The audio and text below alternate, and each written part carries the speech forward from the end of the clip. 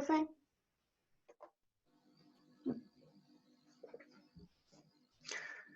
Ok, alguien dijo profe.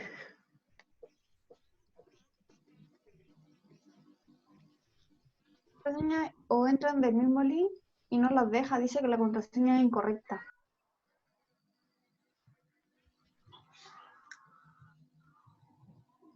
Mm, ¿A qué se refiere? ¿Al Moodle o al Zoom?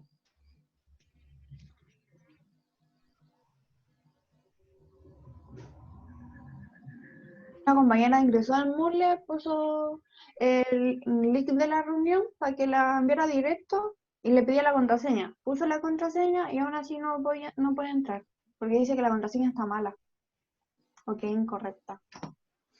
Ya, no puede ser porque hay 57 compañeros conectados que usaron la misma vía.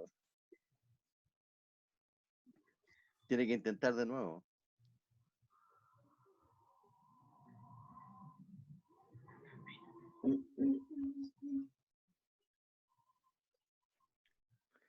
Ya, muy bien.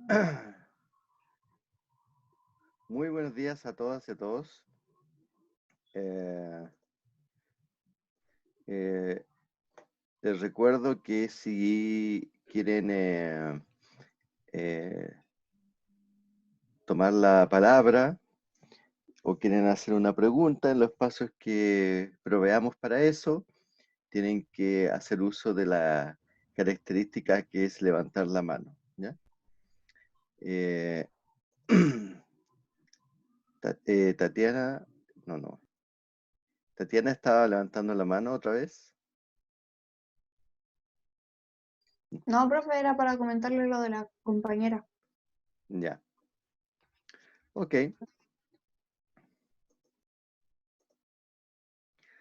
Bueno, antes de iniciar la sesión del día de hoy, aparte de la pregunta de Tatiana, ¿hay alguna otra pregunta miscelánea?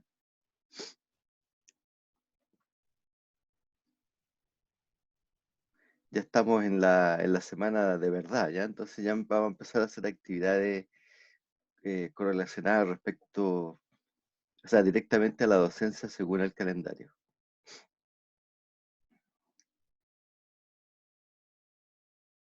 Ok, si no hay preguntas, vamos a iniciar la sesión de hoy.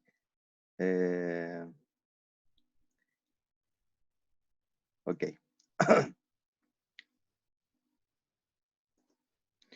Bueno, primero que nada, agradecer a los que han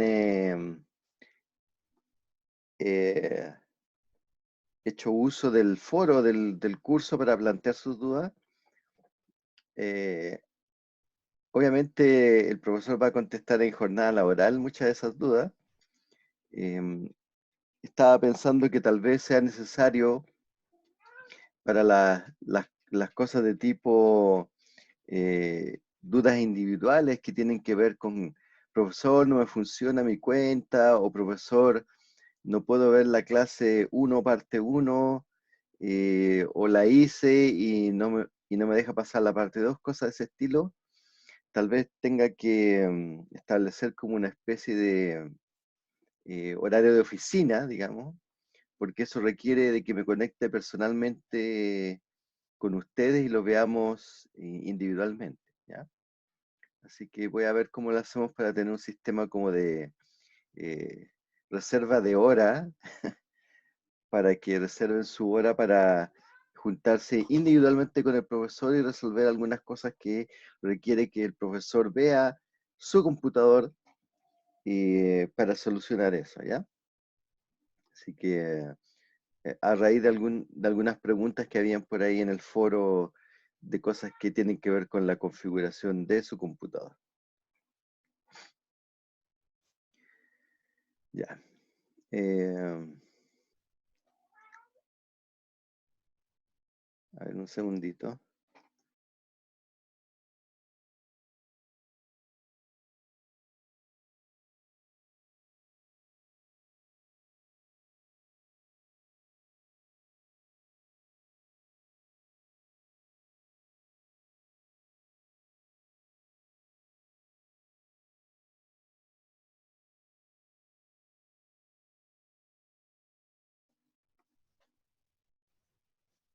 Ok. Bueno, debo recordar que a contar de la próxima semana vamos a comenzar con estas evaluaciones online, ¿ya? Así que es, es un requisito para esas evaluaciones online que van a ser tanto en parte individual como en parte grupal, que ustedes em, realicen las actividades que ya están disponibles online, porque esas actividades se desbloquean una vez que, eh, o sea, las pruebas online se van a desbloquear una vez que hayan realizado esas actividades, lo cual tiene toda lógica porque como son actividades relacionadas a la clase eh, online, perdón, la prueba es relacionada a, a esas actividades online, eh, es necesario que ustedes vean la clase, ¿ya? Independiente de que ahora vamos a resaltar en esta sesión algunos aspectos generales de esa clase que son importantes de recalcar, ¿ya? Y que suelen ser como los más difíciles de entender y que por supuesto a aquellas personas que vieron la clase online podemos aclarar las dudas eh, inmediatamente, ¿ya? Entonces, yo hice una selección de diapos de esa clase, ¿ya? Vamos a poner acá. Recordar que a contar de esta clase 1, eh, van a venir en cada clase o en cada par de clases, dependiendo de la magnitud del contenido, recomendaciones acerca de la lectura que hay que hacer para esta clase, ¿ya? Esto significa que en términos de evaluación puede ser evaluado tanto la clase online, los contenidos que aparecen ahí explícitamente, como los contenidos que aparecen explícitamente en el capítulo del libro respectivo que estoy poniendo en pantalla, ¿ya? Así que hay bastante de trabajo de parte de ustedes eh, de lectura, fuera de lo que es la clase, ¿ya? No es todo tan pasivo como sentarse a ver una clase. En general, muchas de las preguntas que van a empezar a aparecer en los PDF tienen relación tanto con la clase presencial, clase presencial virtual, como el capítulo del libro. Bueno, el concepto más importante de la clase es el concepto de homeostasis, ¿ya? Que es básicamente y si contamos un poco de la historia de la homeostasis, de dónde viene el concepto. Pero el concepto tiene que ver básicamente con mantener estable el medio interno, pero es un tipo de estabilidad un poco distinto a las cuales ustedes ya lo han visto en algunas clases del pregrado como el equilibrio. No es exactamente igual un equilibrio, ¿ya? Podemos decir que es una especie como de equilibrio dinámico, ¿ya? Y ese equilibrio dinámico lo llamamos estado estacionario, ¿ya? Y ese estado estacionario es distinto de, por ejemplo, el equilibrio químico, que otro tipo de equilibrio que ustedes conocen. En la clase está ejemplificado a qué se refiere con este estado estacionario. Está ejemplificado como un contenedor de agua que tiene un agujero por donde sale el agua constantemente y tiene un ingreso de agua, un input de agua que también es constante. Y las velocidades tanto de llenado como de salida son tales que mantienen a un cierto nivel constante el agua. Entonces eso significa que está en equilibrio, que es algo que es dinámico, pero que tiende a oscilar respecto a un valor estable. Entonces eso llamamos estado estacionario. Y el estado estacionario requiere requiere de un aporte de energía. El mismo ejemplo, un cierto nivel de agua aquí que se mantiene gracias a la acción de una entrada de agua constante, una salida de agua constante, pero este sistema es mantenido por un aporte de energía. Entonces el estado estacionario, perdón, necesariamente requiere un aporte de energía. Y eso lo hace un poco distinto, o sea, bastante distinto al equilibrio químico, que también utiliza energía, pero habitualmente se refiere como a la energía de la reacción, ¿verdad? La energía presente en los enlaces químicos de los reactantes, que es lo que mueven la reacción a ocurrir si es que espontáneamente, si la reacción tiene un delta G negativo, por ejemplo. Entonces eso es lo que ustedes conocen como una reacción espontánea, un equilibrio químico, ¿ya? Pero en este caso no, el delta G es positivo, requiere un aporte de energía.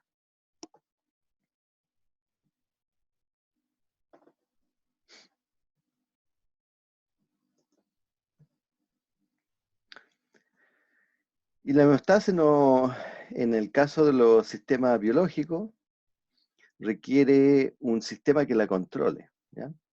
Y todo este curso, básicamente, y por eso es importante recalcar esto al inicio, se va a referir acerca de homeostasis. Vamos a ver muchos sistemas homeostáticos que regulan distintas cosas en el organismo, pero todos ellos se rigen por esta regla de que existe un sistema de control.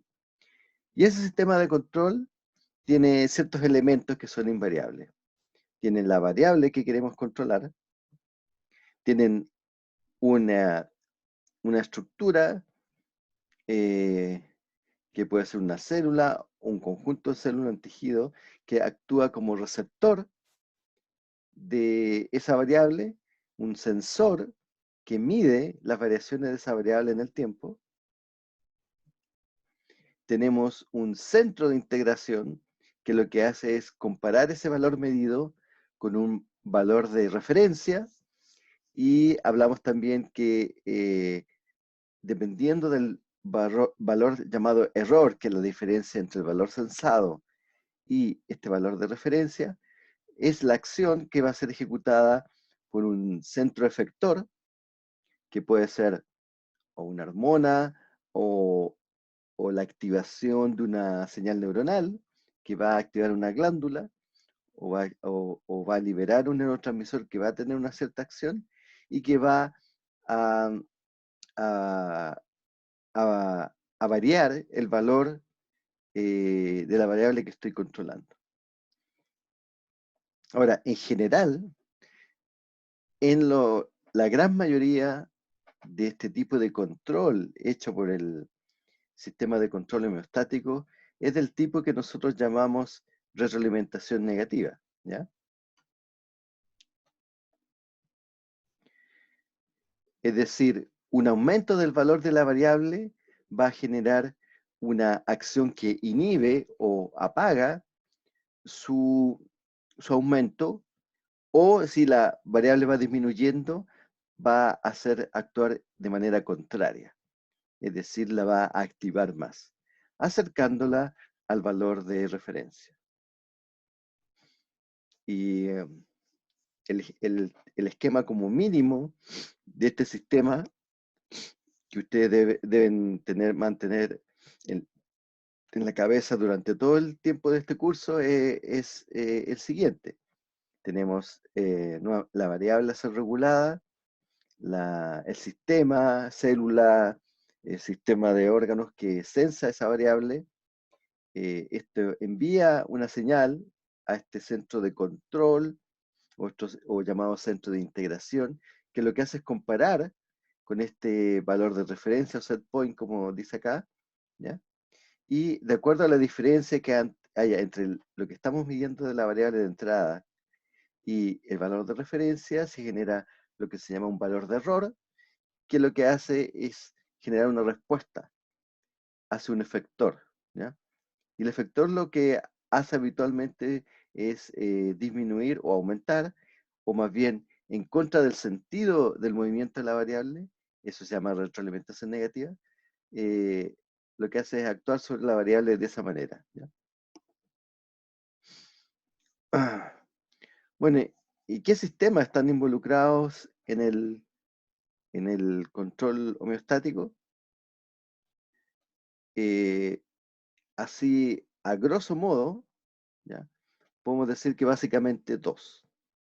Uno, un sistema de tipo hormonal, es decir, un sistema que actúa con una célula o un conjunto de células excretando una hormona para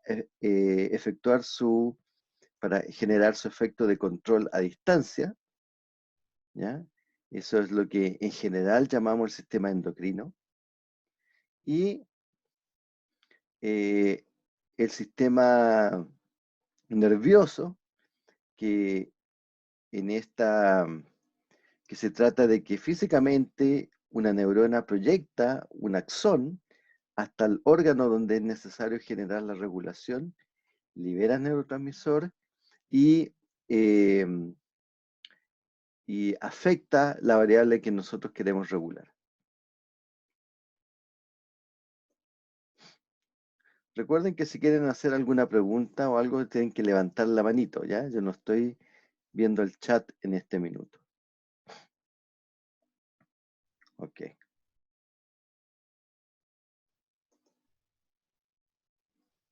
Entonces, finalmente la homeostasis, que es de lo más importante que queremos dejar establecido respecto a la clase 1, es el mantenimiento de un medio interno constante y lo cual implica funcionamiento activo de células, tejidos y órganos organizados en un sistema en general de retroalimentación negativa.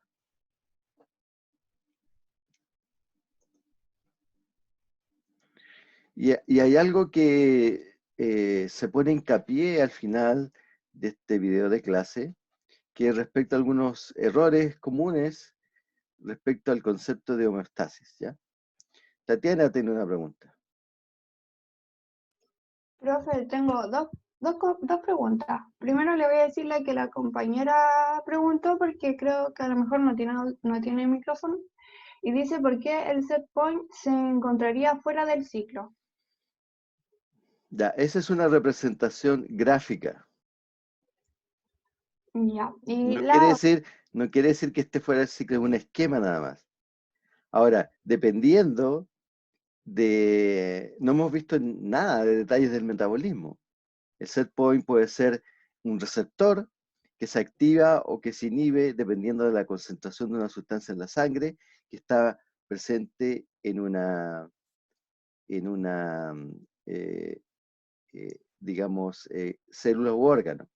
Ahora, esta idea de que está fuera del ciclo es, en realidad, eh, es porque está en el centro integrador, ¿verdad? Eh, en realidad uno debería dibujarlo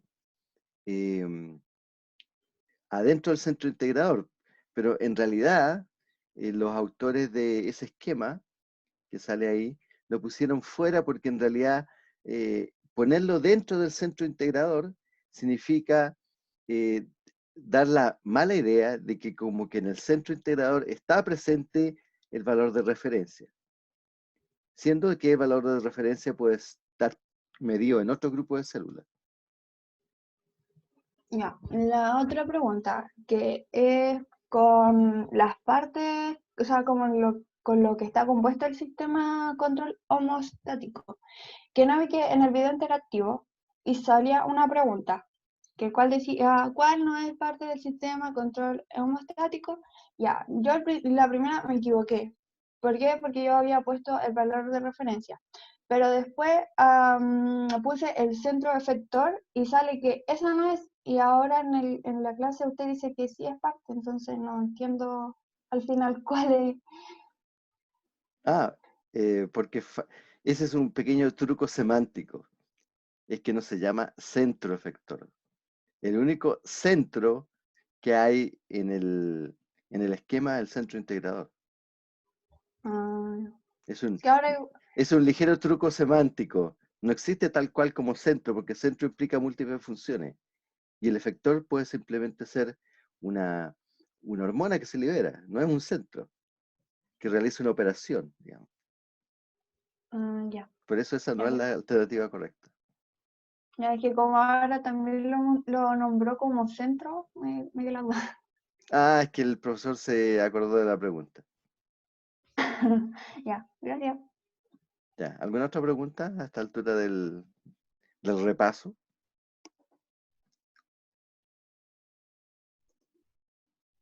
Ya, continuamos. Entonces, algunos errores comunes de los estudiantes, inclusive algunos libros de fisiología tienen este tipo de errores, que inclusive en el colegio, los que tuvieron biología en el colegio y vieron algo de los conceptos de fisiología, es un error común de encontrar, de pensar de que eh, toda nuestra fisiología está sometido a control homeostático, o sea, una idea de que como que todo está regulado, y eso no es cierto, ¿ya? Eh, porque está esta idea de que como para estar en equilibrio, eh, o sea, todas las funciones del organismo tienen que estar en equilibrio, y eso lo cual es cierto. Por algo existen los exámenes médicos que se mueven en un cierto rango, ¿ya? Que llamamos un rango normal, un rango de equilibrio, pero eso no significa que esas variables en particular estén sometidas a control homeostático. ¿Por qué? Porque a algunas de ellas le falta un componente de este sistema de control homeostático, que es un sensor, algo que mira la variable. Entonces, eh, un ejemplo de eso es que no existe un sensor de la frecuencia cardíaca. Ay, pero profesor, si yo me lo, si yo hago ejercicio, aumenta la dilatación eh, de los vasos sanguíneos para que llegue más sangre, puede aumentar la frecuencia cardíaca, pero después de un rato es regulada la frecuencia cardíaca, después de hacer ejercicio baja, pero claro, efectivamente, la frecuencia cardíaca es baja después de un ejercicio, es decir, uno podría pensar, se está regulando la frecuencia cardíaca.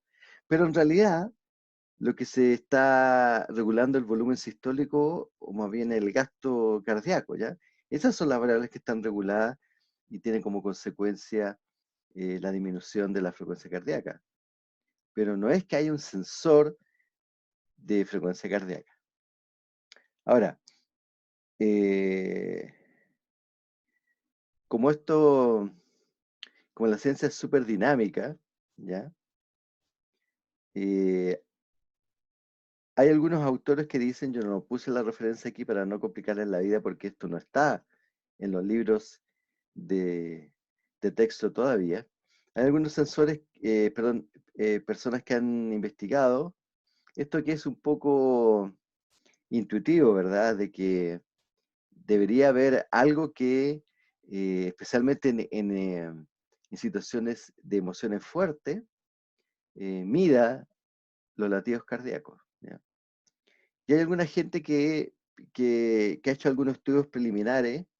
De hecho, en el último congreso de la Sociedad Chilena de Neurociencia, hubo unos invitados extranjeros que presentaron al respecto, de que parece que en el cerebro hay sensores en el sistema límbico que tienen que ver con las emociones de la frecuencia cardíaca directamente, ¿ya? Pero esos son resultados súper preliminares, así que eh, solo quiero dejar establecido de que en ciencia las cosas son dinámicas. Así que este ejemplo puede que lo tenga que el próximo año eliminar, ¿ya? Veamos. Otra idea un poco errónea que tiene la gente es que la homeostasis es una especie de interruptor de encendido apagado, ¿ya? como los termostatos de los aire acondicionados, de los calefactores, ¿ya? Y de hecho en algunos libros de texto se pone, eh, eh, se pone como esa especie como de analogía. Pero no es un sistema de encendido apagado, ¿ya? Más bien lo que pasa es que todo se mueve en un cierto rango, ¿ya? Por ejemplo, eh, ¿qué tan constante es una variable? Entonces hay un ejemplo bonito que es al lado derecho de ustedes, es es un gráfico de la variación de glucosa en la sangre, ¿ya?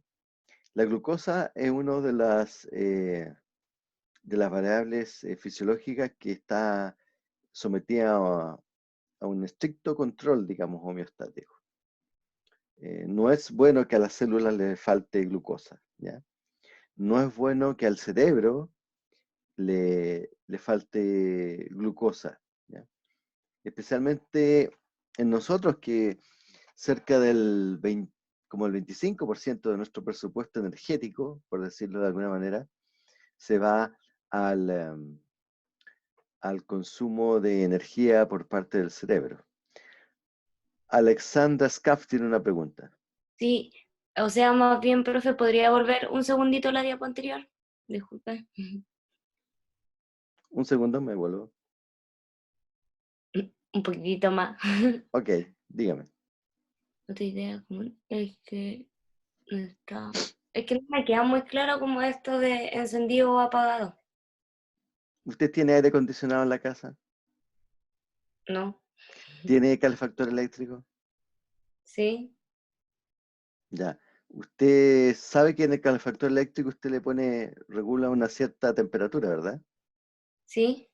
¿Qué pasa cuando el calefactor eléctrico alcanza ese valor de temperatura? Se apaga. Ya, la fisiología no se apaga, es un continuo. Ya. Eso, tan simple como eso. Ok. O Gracias. sea, no voy por ahí por la vida, oh, llegué a mi valor óptimo de glucosa, ya no produzco más glucosa. ¡Yum! Ok.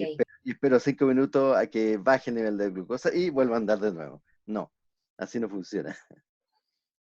Ya, Camila Andrade tenía preguntas.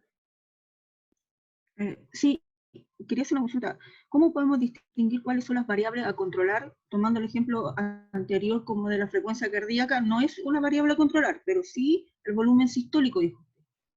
Entonces, ¿cómo podemos diferenciar cuáles son las variables a controlar? Ah, muy fácil. ¿Cómo?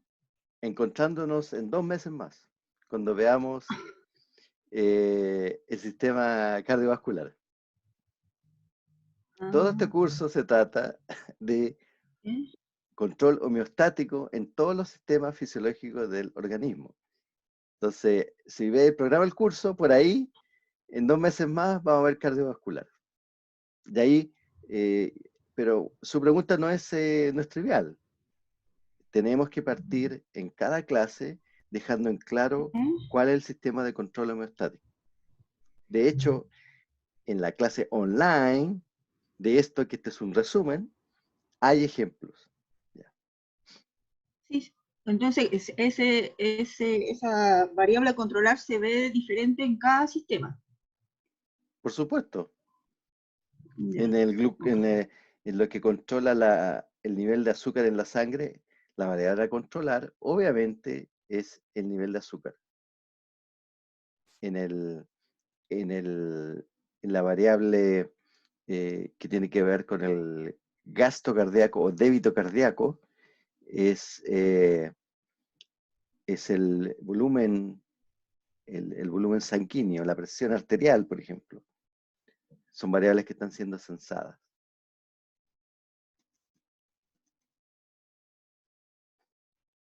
Javiera Gutiérrez tiene pregunta.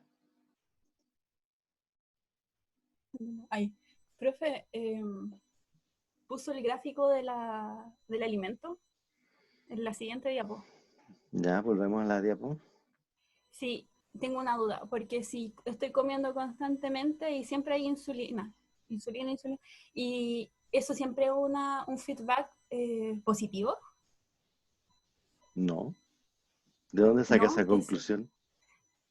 no, que siempre está como secretándose insulina. No.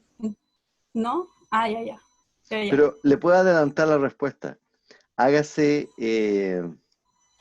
seguidora de mi canal YouTube y vaya a mi clase desde... Y ahora que tengo internet, profe. Ahora, desde el viernes tengo, así que ahora. Ah, súper bien, estamos en la escuela. Sí, estamos.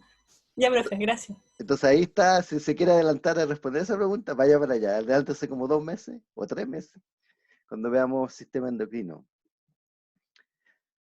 Ahora, lo que quiero recalcar del gráfico de control de glucosa es que si se fijan, hay unas variaciones súper altas, que son más o menos lógicas, en la concentración de azúcar en la sangre, justo en los instantes que uno espera que haya azúcar en la sangre. El desayuno, el almuerzo, la cena, digamos, para los que tienen desayuno, almuerzo, cena. Por aquí debería estar las 11, los que hacen 11 o 11 comidas, la cena, ¿ya? Por eso, jóvenes, es que cuando ustedes van a hacerse algún examen de sangre y les dicen que le van a hacer un perfil bioquímico en el cual está la concentración de azúcar en la sangre, le dicen, vaya en ayuno, porque la persona que hace el examen no quiere pillarlos aquí, en el pic, ¿ya? Hay un concepto médico que es la glucosa postpandrial, ¿ya?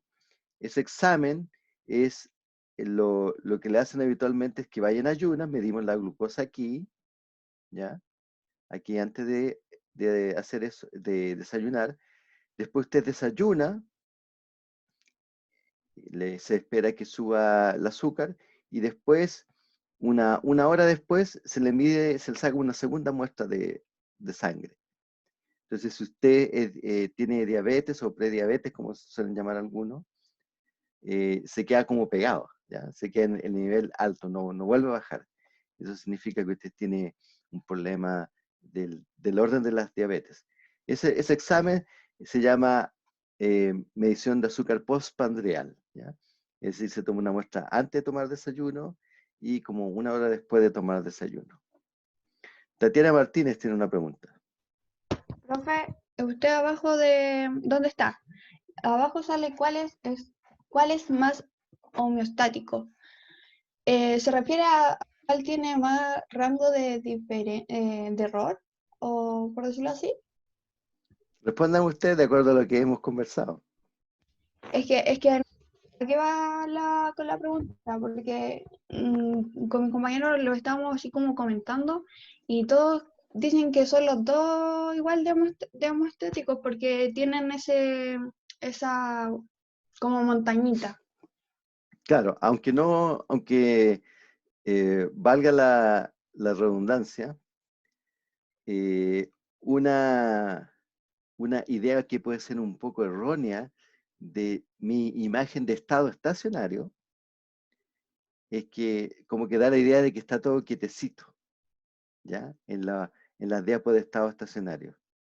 Pero en realidad, cuando uno va a la vida real de las variables fisiológicas, uno puede tener situaciones como esta, que es la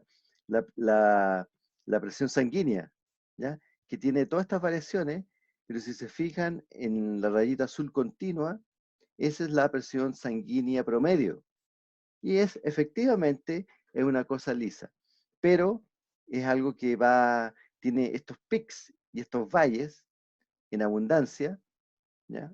Perdón, estos picos y valles en español, en abundancia durante el día, pero eso no significa que sea una variable desregulada o que cuando hablemos de control homeostático tenga que ser todo suavecito. Entonces, por eso puse estos dos ejemplos de dos variables que están reguladas homeostáticamente, pero no son una cosa plana, ¿ya? Distinto sería en el caso de que conversamos un rato con un termostato. El termostato sería point, point, point. Prendido, apagado, prendido, apagado, prendido, apagado. ¿Ya? Entonces es distinto en este caso. Ok. Sigamos.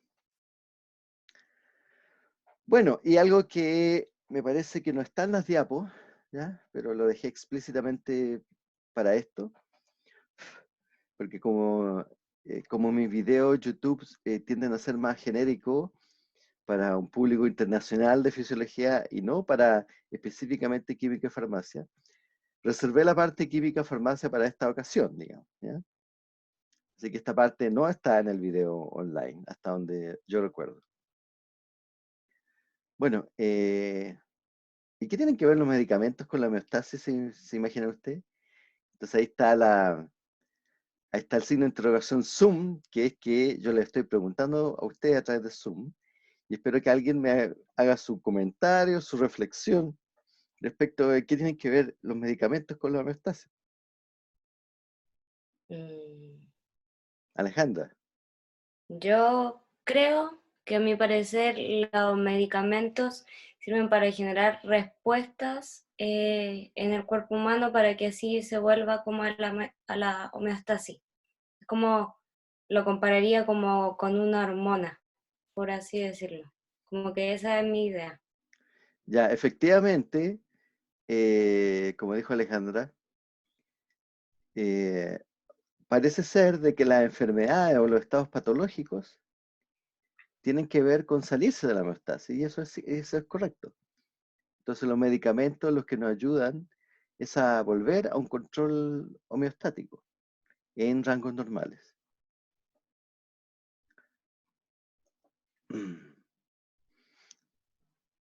Entonces, esto se puede resumir en el siguiente esquema, de que una patología puede deberse a una falla interna o un agente exterior, una falla interna que puede ser, por ejemplo, de que usted tenga problemas para regular el azúcar en la sangre o un problema hormonal, por ejemplo, hipotiroidismo, por ejemplo, que es súper común aquí en Chile, diabetes tipo 2, que también es súper común, o sea, una falla interna, o un agente exterior, que puede ser ciertamente la situación que estamos viviendo hoy en Chile, un patógeno externo, un virus, ¿ya?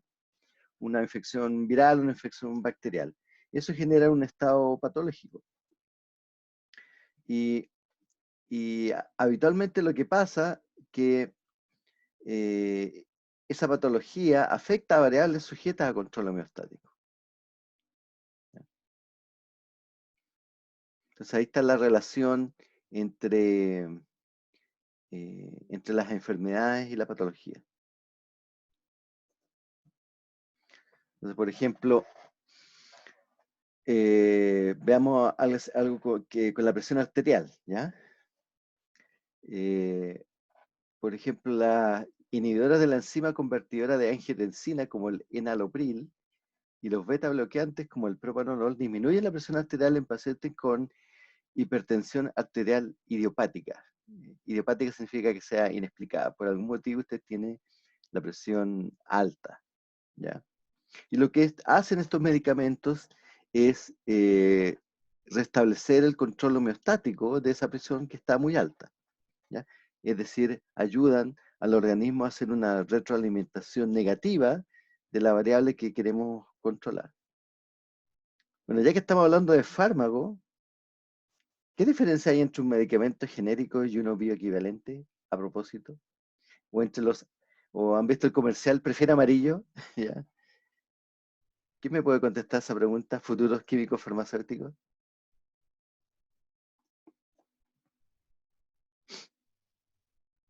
¿Cri, cri? ¿Es lo mismo un medicamento genérico y uno bioequivalente? No, porque se supone que el bioequivalente es, ¿cómo se llama esto? Es una versión del medicamento genérico, pero más barata. Lo que se supone es que creo que el medicamento genérico tiene una patente que tiene hasta cierto tiempo en el que se puede producir en el mercado, y cuando esa patente ya se termina, se puede generar el bioequivalente, que al fin y al cabo es lo mismo, pero más barato. Ya, dragoncito rojo. No, esa no es la respuesta. Siguiente. Es lo mismo, solamente que el bioequivalente tiene el estudio, es al revés de lo que dijo la compañera. Está el innovador y después vienen los medicamentos genéricos. Y el bioequivalente es un genérico, pero que tiene estudios que le avalan. Dragoncito azul. Muy bien. Ese es el punto. La bioequivalencia implica una serie de estudios entre los que ustedes de hecho tienen ramos de eso, de farmacocinética, por ejemplo, qué tanto el principio activo del medicamento, algunas veces no es el medicamento mismo, sino que producto de pasar por el metabolismo se transforma en otra cosa, y eso es lo que hace el efecto farmacológico que nosotros queremos.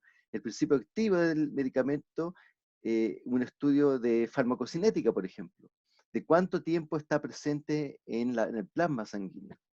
Ese es un estudio de bioequivalencia. Un estudio, por ejemplo, de estabilidad, ¿ya? Que también forma parte de los estudios de bioequivalencia en la formulación actual, ya sea en tableta, en líquido, cuánto tiempo funciona, hablé de la farmacocinética, ¿ya? Entonces son medicamentos que se ha hecho un estudio acerca de la biodisponibilidad del medicamento, ¿ya? Ok, ya, pero ¿cuál es la consecuencia práctica de esto? Y no es el precio. Significa que si yo estoy, por ejemplo, ese remedio que está ahí en pantalla, que dice, a ver, ¿cuánto es la dosis? Calvedilol, 25 miligramos, ¿ya? Significa que si yo estoy tomando esa dosis, que por ejemplo sea una dosis diaria de una pastilla, y resulta que por algún motivo voy en el día 25 y se me acaban, ¿ya? Y ya, y voy a la farmacia a comprar este medicamento, y el dependiente de la farmacia, que no necesariamente es químico farmacéutico, el que está ahí en la caja, me dice, oye, pero esta semana le estamos ofreciendo el carvedilol del laboratorio alemán Ressourcen, que es súper bueno, que es bioequivalente, y tenemos este otro que es más barato, el laboratorio Chile, qué sé yo, pero este otro es mejor, y ambos son bioequivalentes, ¿ya? Entonces, lo que tiene que saber el usuario y lo que ustedes tienen que transmitir, que si ambos están en la misma dosis y en la misma presentación, ¿ya? Y son bioequivalentes, son intercambiables. Entonces usted puede tomar la decisión de elegir un medicamento que sea distinto a la receta que le dio el médico. De hecho, está en la ley de fármacos 2, me parece, que si usted tiene su receta que el médico le recetó un bioequivalente, usted puede tomar como usuario la decisión de cambiarlo por cualquier otro bioequivalente. No necesita una nueva receta. Y lo que se espera, por eso es que está un poco la lógica de que lo que se espera de que dado que el usuario el que va a tomar la decisión comercial de comprar, ese bioequivalente sea más barato. Lo cual, como ustedes saben, eso nunca pasó. Pero bueno, esa es otra historia, la historia comercial. Pero la ciencia detrás de esto es que la bioequivalencia son medicamentos intercambiables. Entonces, a la misma dosis, dos medicamentos de distintas marcas son intercambiables. Eso es lo fundamental de la bioequivalencia. Pero profesor, si es tan importante esto de la bioequivalencia, ¿y por qué no todos los medicamentos son intercambiables? Es como obvio, ¿no? Es la decisión lógica. Bueno, nuevamente vamos a la parte comercial. Y yo hago hincapié en esto, lo comercial, no porque ustedes vayan a ser ingenieros comerciales, sino porque ustedes se van a topar con este tipo de reflexiones profesionalmente, ¿ya? Claro, uno a nivel de gobierno uno podría tomar la decisión de que todos los medicamentos fueran bioequivalentes. Pero aquí, como existe el libre mercado, eso no pasa. Hay países donde por ley todos los medicamentos son bioequivalentes, ¿ya? Donde por ley las farmacias tienen que tener obligadamente, si no les llega una multa, un cierto stock mínimo de bioequivalentes, ¿ya? Y eso aquí en Chile está puesto en la ley de fármacos 2, que todavía no sale hasta donde sé. No sé, también en la ley de fármacos 2 está puesto de que los médicos van a estar obligados a sacar recetas médicas con bioequivalentes, perdón, con genéricos, ¿ya? Que se supone que son más baratos. No respondí la pregunta. Genérico, químicamente un genérico y un bioequivalente son lo mismo. La diferencia está que esa formulación particular del genérico fue sometido a estudios de bioequivalencia, por lo tanto lo transforma en un bioequivalente, ¿ya? Esa formulación particular, ya sea en grajea, con esa concentración, fue sometido a un estudio de bioequivalencia, ¿ya? Entonces eso significa que a pesar de químicamente es muy parecido al genérico, fue sometido a un estudio y una certificación que se hizo estudio sobre ese medicamento. Y en general, los genéricos deberían ser más baratos que un bioequivalente. Por una cuestión de lógica, porque como tú tuviste que poner dinero para hacer el estudio de bioequivalencia para ese grupo de medicamentos, como el laboratorio farmacéutico debiste haber gastado más dinero, ¿ya? Porque son caros hacer los estudios de bioequivalencia. Pero, jóvenes, el mercado es otra historia, ¿ya? Aquí estamos hablando de fisiología nada más, ¿ya? Esa es otra historia. ¿Alguna otra pregunta acerca de este tópico? Súper importante, como ustedes pueden darse cuenta, ¿ya? Súper importante para ustedes. Profe, Entonces, dígame, Catherine. ¿pero ambos conservan el mismo principio activo o uno tiene uno parecido y el otro conserva el mismo que el original? Si usted lo somete a un análisis químico, Ujú. efectivamente va a encontrar que son muy similares y tienen el mismo principio activo. Pero Pero la entonces, diferencia está en que en términos regulatorios, ese medicamento llamado bioequivalente fue sometido, o ese lote, por llamarlo así, fue sometido a un estudio de bioequivalencia. Esa es la diferencia. Entonces, usted me podría decir, pero profe, bueno, si son lo mismo, químicamente, yo podría sustituir un bioequivalente por un genérico. La respuesta es sí, pero el Estado y el laboratorio no responden si a usted le pasa algo malo, ¿ya? ¿Por qué? Porque ese medicamento no tiene una certificación de bioequivalencia.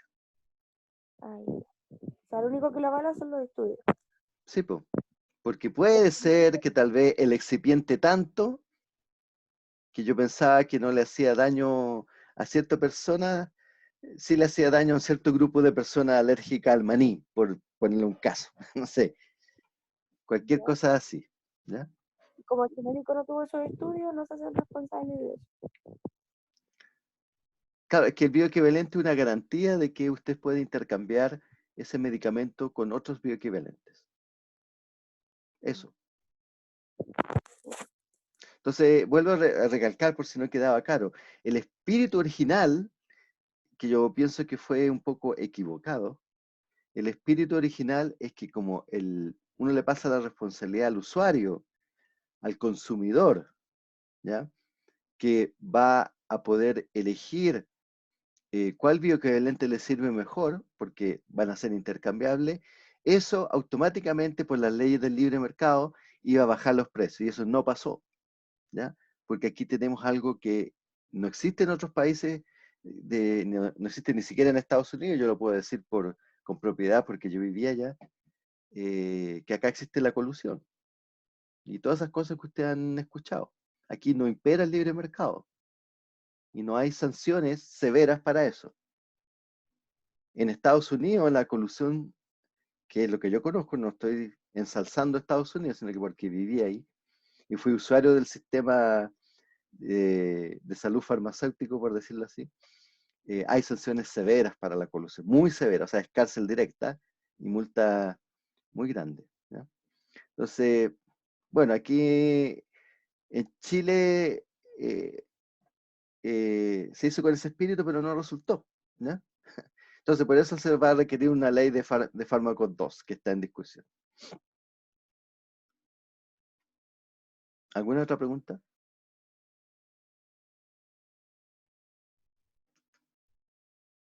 Uy, como vuela el tiempo, son las 9:19, ya.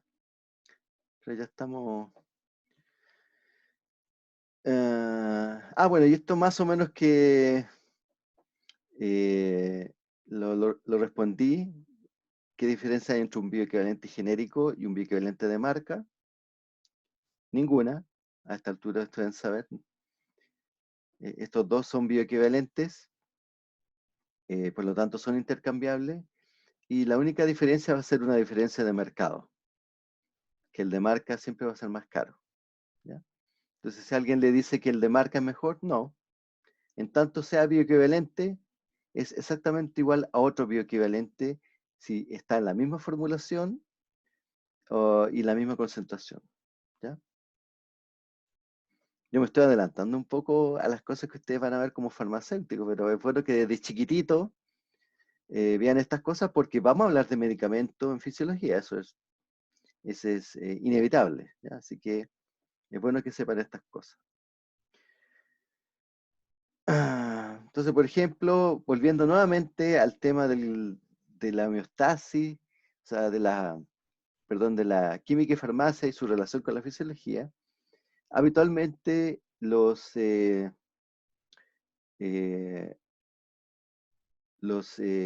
medicamentos, en este caso pongo un ejemplo, los diuréticos, ¿ya? Actúan para ayudar a mejorar la retroalimentación negativa de esta variable que no está funcionando bien, que en este caso sería la presión alta disminuyendo el volumen sanguíneo, ¿ya? Bueno, y los que ya han trabajado en las clases online ya han podido descargar el PDF que contiene las preguntas para estudiar, ¿ya?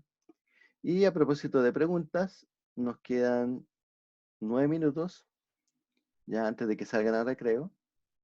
Así que dejo abierta, digamos, si alguien quiere hacer alguna pregunta, levantando la manito, por supuesto, ahí en los participantes. Catherine. Sí, profe. Hay una duda que tengo de algo que me costó mucho meterme en la cabeza, que era la parte de diferencia entre estado estacionario y equilibrio químico. Porque yo había entendido que la diferencia entre los dos era que el estado estacionario solamente necesitaba energía, pero finalmente eran ambas. Ambas necesitan energía. Entonces, ¿cuál es finalmente la diferencia?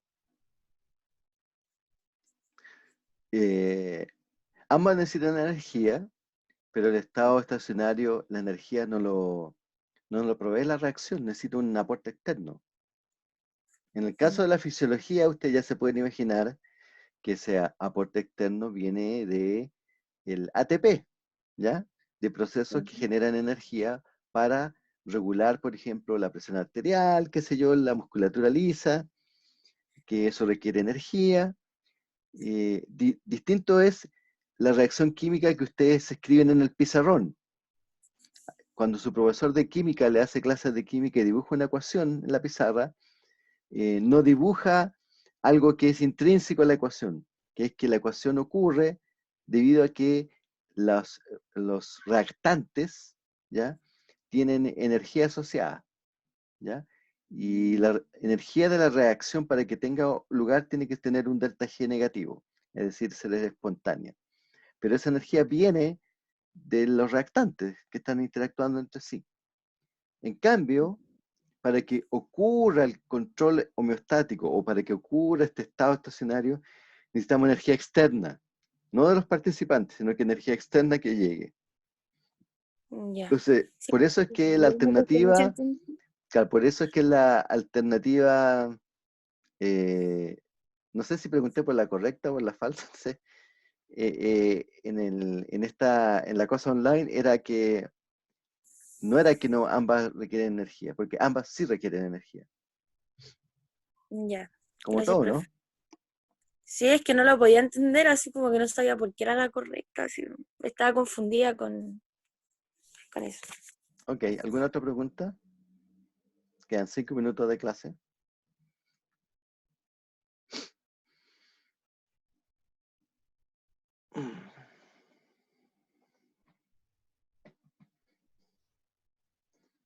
Uy, porque hay tantos chats aquí, ¿eh? ¿En dónde dice biblioteca? En biblioteca, po.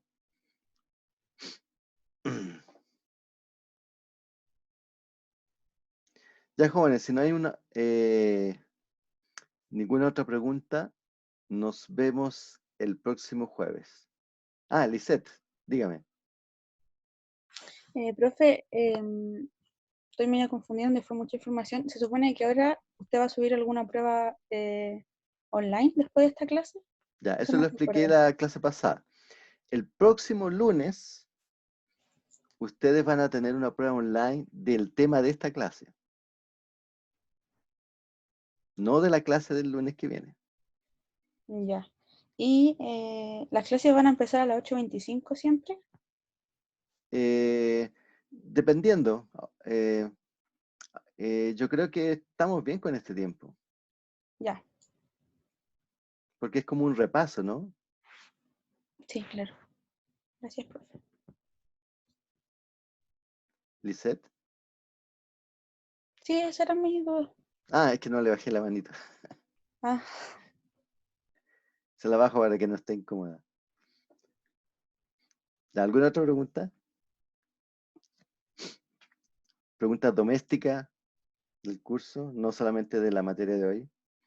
Sofía, dígame. Hola, profe. Tengo una duda con respecto a los medicamentos genéricos y los bioequivalentes. ¿Cuál tiende a ser más caro? Ah, eso es muy fácil de responder. Vaya a la farmacia. Pero es Esto que no es, según yo los es que bioequivalentes son esto no más es caros. esa no es una respuesta que un académico le pueda responder. El mercado le va a responder eso. Vaya a la farmacia y pregunte, no hay una, porque eso no está regulado por ley. Por lo tanto, lo que regula es la oferta esta semana que lleve 2 pañales y su medicamento bioequivalente, etcétera. Sea lo que esté pasando en el mercado, eso está fuera del ámbito de esta clase, ¿ya? Entonces, no existe una respuesta para eso. Idealmente, si Ya, existiera un reglamento que forzara a las farmacias a que todos los medicamentos bioequivalentes fueran más baratos que el genérico, por ejemplo, que podría ser, yo le podría dar una respuesta, pero no existe. Aquí existe el libre mercado. Entonces, la única manera de averiguar eso es que usted vaya a la farmacia y pregunte. ya. Gracias, profe. Ya. Tatiana. Profe, una compañera pregunta si puede explicar el concepto de ganancia en un sistema de control. Ay, ya. Es un tópico un poquito avanzado, ¿ya? La, la ganancia en un sistema de control, y aquí no nos estamos refiriendo a sistemas de control homeostáticos, sino que general, es la magnitud es la magnitud de la respuesta, qué tan grande es con respecto a la magnitud de la entrada. Por ejemplo, si tenemos una variación del 1% del nivel de glucosa, ¿ya? Yo no quiero que mi respuesta sea, por ejemplo, que aumenta la glucosa, ¿ya? 1%. Yo no, si, si mi respuesta es que va a disminuir mi nivel de glucosa en la sangre, o voy a hacer un proceso fisiológico de tal manera que va a disminuir mi azúcar en la sangre un 10%, eso significa una ganancia de menos 10. Si mi respuesta fisiológica va a ser que si va a variar si tengo esta variación de un 1% y va a ser que aumente mi glucosa en la sangre un 10%, significa que mi ganancia va a ser más 10. ¿Ya? Entonces la ganancia en un sistema de control en general es el factor por el cual se multiplica la variación de la variable. No es un sistema que viene de la teoría de control, en realidad, ¿ya? Pero yo no lo quise meter en las clases porque eso tiende a confundirlos.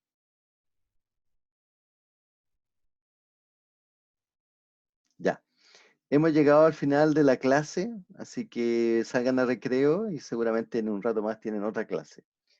Así que les vaya bien y como siempre esta clase va a estar disponible en el sitio web. ¿Ya? Que estén bien. Chao. Chao, profe. Chao, profe.